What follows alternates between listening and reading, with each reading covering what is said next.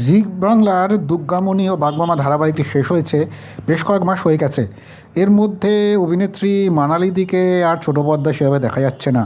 তার অনুরাগীরা চাইছিলেন তাদের প্রিয় অভিনেত্রী আবারও ছোটো পর্দায় ফিরুন।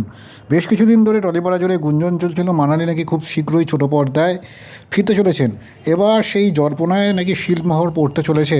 জানা যাচ্ছে স্টার জলসার এক নতুন ধারাবাহিকের হাত ধরে মানালি আবারও বেশ কয়েক মাস পরে ছোটো পর্দায় কামব্যাক করতে চলেছেন।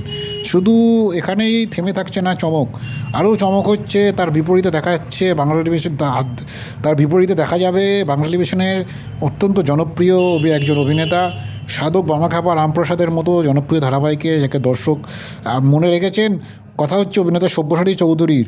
মানালির সঙ্গে জুটি বেঁধে বেশ কিছুদিন পর সব্যসাচীও নাকি আবারও ছোটো পর্দায় ফিরতে চলেছেন। জানা যাচ্ছে সব্যসাচী চৌধুরী এবং মানালিদের নতুন করে প্রথমবার এই জুটিকে দর্শক দেখবেন স্টার জলসা ধারাবাহিকে। সব মিলিয়ে হয়তো আর কয়েক মাসের মধ্যেই এই নতুন ধারাবাহিক শুরু হবে স্টার জলসার পর্দায়।